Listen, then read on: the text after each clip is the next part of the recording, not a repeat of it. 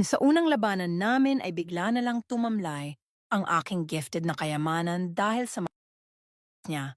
At ang pinakamasaklap pa sa lahat ay, "Hello Ate Ann, pakitago mo na lang po ako sa pangalang Alberto, 32 years old.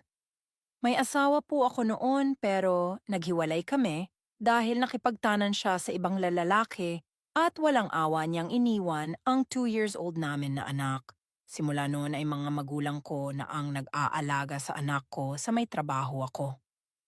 Matagal bago ako naka-move on sa ginawa ng asawa ko sa akin at nung naka-move on na ako, ay doon na ako nagsimulang makipag-chat sa iba't ibang mga babae.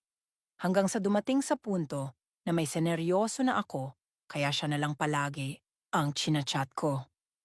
Naging chatmate kami ng mahigit 2 taon at parehas din kaming iniwan ng aming mga asawa, parehas din kaming may anak.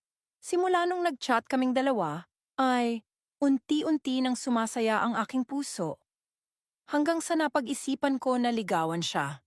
So ayun nga, nanligaw ako sa kanya at matapos ang halos 1 buwang panliligaw sa kanya, ay sinagot niya na ako kaya sobra talaga akong natuwa nung naging kami. Makalipas ang 5 buwan ay nakipagkita ako sa kanya. Pinaghandaan ko talaga ng husto ang pagkikita naming dalawa. Kumain kami at pagkatapos naming kumain ay namasyal kaming dalawa at alam niyo ba na mas lalo pang sumaya ang aming puso nung nakita at nakasama ko siya sa unang pagkakataon. Kinagabihan nun ay doon na nga naganap ang lahat. Hindi na din bago sa amin ang bagay na iyon dahil nga parehas na kaming may karanasan. Kaya ayun nakipaglaro po ako sa kanya, pero bago po namin ginawa ang bagay na iyon, ay naglinis na muna kami ng mga katawan namin at pagkatapos naming maglinis ay amin nang sinimulan ang seremonya.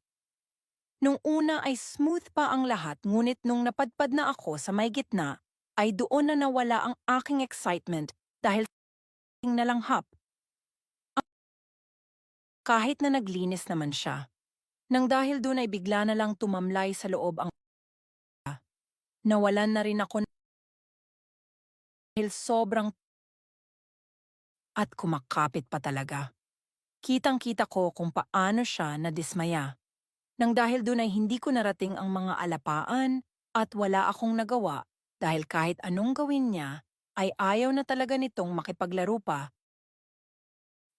Kaya ayun, umuwi kami ng hindi nagkikibuan at alam ko naman na nagtatampo siya sa akin pero sinubukan ko namang paganahin yung sarili ko, ngunit ayaw na niya talaga.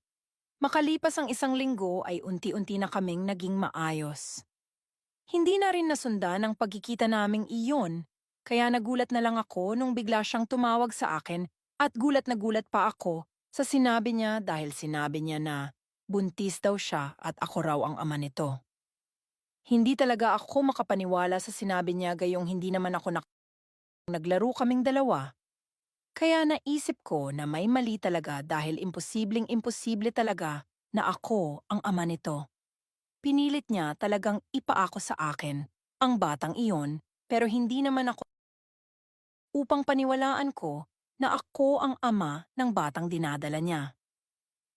Kung kayo ang tatanungin, maniniwala ba kayo sa sinabi niya na ako ang ama kahit na hindi naman ako nakaos?